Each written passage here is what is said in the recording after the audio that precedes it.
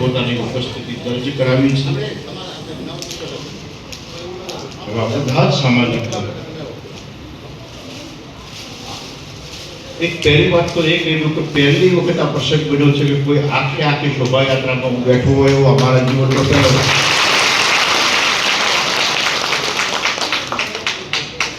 લવિંગજીભાઈ એના સાક્ષી.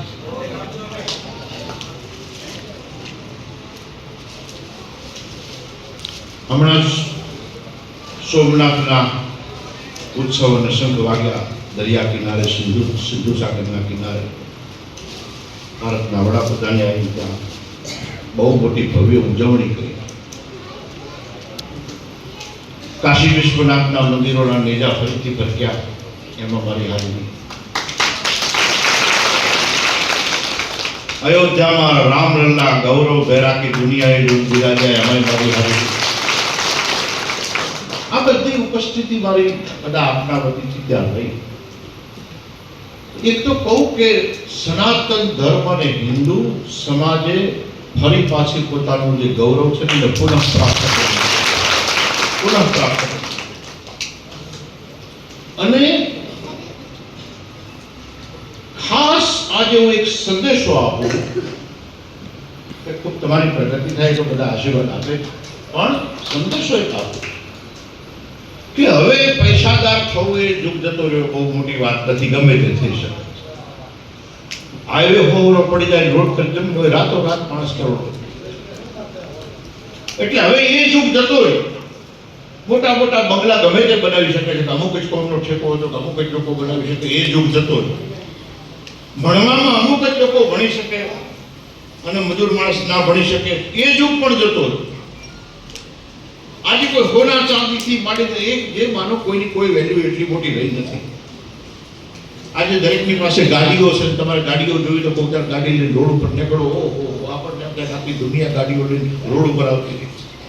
આજે કોઈ પણ ખેડૂતના ત્યાં જે હાથી ભાગ્યાપણું કરતો હોય ને એના છોકરાને આજે વિમાનમાં બે હોય, બહુ મોટી વાત છે. અને રાજકારણમાં આજે કોઈ પણ ચૂંટાઈ જાય છે. પહેલા મોટા મોટા ઠેકેદારો ચૂંટાતા, ગમે તે લવંગી તો તમે એમાંથી ચૂંટાઈ ગયા. એટલે એ બહુ મોટી વાત નથી. તો પ્રશ્ન શું છે? ત્યાંથી જ્યારે શોભાયાત્રાની શરૂઆત કરી અને અહીં સુધી જે જય જયકાર કરતા, ધર્મના નેજા ફરકાવતા આપણે અહીં સુધી પહોંચ્યા, તો એનો મૂળ હેતુ શું છે? એનો મૂળ હેતુ એ છે કે જ્યારે સોમનાથની ઉજવણી થઈ ત્યારે કોઈ સત્તાધીશોના નામ કોઈને બહુ યાદ ના આવ્યા, પણ હમીરસિંહ ગોહિલનું નામ બધાને યાદ આવ્યું. જ્યારે સોમનાથની ઉજવણી થઈ, વીર માંધાતાનું નામ બધાને યાદ આવ્યું. બધું જ હામધામ ને ઠામ બધું આવી શકે છે, પણ ખુમારીપણું અને શૂરવીરતા પેદા કરવી પડે છે. આ બધું છે ને એ વેદાંતનું નથી મળતું. ખુમારીપણું કોઈ હાટે નથી મળતું. બેંકની લોન લઈ શકાય, પણ ખુમારીપણાની લોન ના લઈ શકાય. એટલે ભણવા ખૂબ ભણો અને ખૂબ પ્રગતિ કરો, ગાડી બંગલા નાખો, બધું કરો, પણ એ યાદ રાખજો કે હું એક ખુમારી વાળા સમાજમાંથી આવું છું. આ ભૂલતા નહીં. તમારા સંતાનોને એક વાત કહો કે હું આ કોળી સમાજનો એવો સંતાન છું કે જેમાં વીર માંધાતા જેવા મહાપુરુષો પેદા થયા. અને ગઝનીનું લશ્કર જ્યારે જેને કહેવાય ને કે કાપા કાપી કરતું આવતું હતું, સારા બધા ખેતકામો જ્યારે પોતાના મહેલોમાં હંતાઈ ગયા ને, ત્યારે જે લોકો હાથમાં ભાલો લઈને, તીરકામ લઈને, તલવારો લઈને જે નીકળી પડ્યા ને, એ શૂરવીરતાનો સમાજ આ સમાજ છે. હિસ્ટોરિકલ વાત કરું તમને, હું તમને ગૌરવ નહીં, એટલી ગૌરવની વાત કરું, ઐતિહાસિક વાત પ્રમાણ આપું કે કોઈ રાજાનું એવું લશ્કર નહોતું જેમાં કોળી સમાજનું સૈન્ય ના હોય. અને જ્યારે સોમનાથની સખાવતે ચડવાનો વારો આવ્યો ત્યારે જે ગણ્યા ગાંઠા લોકો ચડ્યા ને, એમાંથી વીર માંધાતા જેવા મહાપુરુષો હતા. આ ગૌરવ છે. એટલે હું આજે હાકલ કરું છું કે ભણી ગણી મોટા સાહેબો બનાવો, તમારા છોકરાઓને બહુ સારો છે બનાવજો, પૈસાદાર બનાવો હોય બનાવજો, ખૂબ ભણાઈને શહેર ભેગા કરી નાખજો, તમારે જે કરવું કરજો. એને એક વાત કહેજો કે તું એવા સમાજનો દીકરો છે કે જ્યારે ધર્મની આગળ પડે ને તે આ બધી દીકરીઓ નાખી અને સખાવત. આજે ખોટ શેની છે? પૈસા નથી મળતા?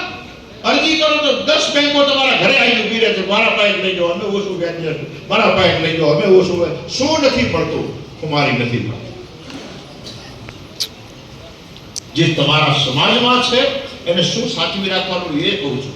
તમે કોઈ ભપકાદાર લુગડા પહેરીને નીકળ્યા, તમે કોઈ મોટી ગાડી લઈને નીકળ્યા, મોટરસાયકલ લઈને નીકળ્યા, ફલાણા ઉપર નીકળ્યા, ટિકિટ નીકળ્યા, દુનિયાને દેખાડવાનો જે આ યુગ ચાલી રહ્યો છે, પ્રદર્શનનો યુગ ચાલી રહ્યો છે, એ પ્રદર્શનના યુગમાં ખુમારીના પાટિયા નથી લગાવી શકતા. ખરાખરીના ખેલ આવે ને, અને જ્યારે ફટાફટ શટરો પડવા માંડે ને, ઘરના દરવાજાઓ થવા માંડે ને, સોસાયટી વાળા ઝાપા આડા દેવરા માંડે ને, એ દાડો જે તલવાર લઈને કૂદી પડે એને પોલીસ સમાજનો દીકરો એ બીજાની રાહ જોવા ના ઉભો રહે કે મારી વાહે કોઈ છે કે નથી. જેને આપવો આવો ના. આ શહાદત, આ શુરવીરતા છે. શુરવીરોએ કોઈની અંદર એગ્રીમેન્ટ કરતા કરે તમે 25 જણા આવો તો હું ભેગો આવું. એ નીકળ્યા એમના ભેગા લોકો. એટલે તમને બધાને વિનંતી છે, ખાસ વિનંતી છે કે હિન્દુત્વનો યુગ છે. આખી દુનિયામાં બધી કોમોના દેશ છે. હિન્દુઓના ધરતી પર ભારત સિવાય કોઈ દેશ નથી. પણ એક વાત જરૂર છે કે આપણને વારંવાર ધમરોડી નાખ્યા, આપણા મંદિરોને વારંવાર તોડી નાખ્યા, આપણને રસ્તે રઝળતા કરી દીધા, નગરો લૂંટાણા, શહેરો લૂંટાણી, મા બેન બેટીઓની આબરૂ લૂંટાણી. પણ દુનિયામાંથી હિન્દુ ને સનાતન ધર્મને કોઈ નાશ ના કરી શક્યું. એનું કારણ એક મિનિટ બીજો ઉભો થાય છે. સોના ચાંદી ઝવેરાત લૂંટાઈ ગયા, લાજ લૂંટાણી. પણ જો કોઈ હિન્દુ ધર્મના પાયાને જીવતો રાખ્યો હોય તો જેને હાથમાં તલવાર તાણીને એને જીવતો રાખ્યો. એટલે બલિદાન વીરો જે છે, શુરવીરો છે, સનાતનના યોદ્ધાઓ છે, એનાથી વધારે દુનિયામાં કોઈ પ્રતિષ્ઠા ના હોઈ શકે, એનાથી વધારે કોઈ સમૃદ્ધિ ના હોઈ શકે. અને આવા વીર માધાતા જેવા મહાપુરુષો ધરતી પર વારંવાર પાકતા રહ્યા, પેદા થતા રહ્યા અને હજુ થતા રહેશે. આ ખુમારી વાળો સમાજ છે. આમાંથી કોઈ ને કોઈ જ્યારે આવશે, આગળ પડશે તો કોઈ ને કોઈ માધાનતા ફરી તલવારો પડી જશે. હું તો જ્યારે તમારા સમાજના આગેવાનો મળવા આવે ત્યારે કહું છું, હું ગૌરવથી જાહેરમાં કહું છું, મંચ ઉપર કહું છું, મને આ સમાજ પર એટલી મોટી ગૌરવ છે ને, એટલી મોટી મને એની જે આમ કહેવાય ને કે એક એવો સમાજ છે જેને હજુ ધર્મને સાંગો પાંગ જાળવી રાખે. આજે તમારા સમાજમાં પૈસાદાર મોટો નથી ગણાતો, કુમારી વાળો મોટો ગણાય છે, ખાનદાન વાળો મોટો ગણાય. આને સાચવી રાખજો અને એ વીર માધાનતાને સાક્ષી બનાવી અને આપણે બધા જ લોકો એક પ્રતિજ્ઞા કરીએ કે જ્યારે ધર્મની હાનિ થશે, કે મા બેન દીકરી બેટી સામે કોઈ વિધર્મી આંગળી કરે, તે દાડો અમે કોઈ દાડો પાછા પડ્યા નથી, અમારી પેઢીઓ પર પાછી નહીં પડે એવી ભાવના સાથે આજે સંકલ્પ કરો. અને તમારા પાસે જે ઝવેરાત છે ખુમારીની, એ ખુમારીની ઝવેરાત સાચવી રાખો. બાકી તો દુનિયામાં બધું આવ્યું છે અને જતું રહેવાનું છે. ખુમારી પૂજાય છે, શુરવીરતા પૂજાય છે, અમરત્વ પૂજાય છે, વારે ચડનારા પૂજાય છે.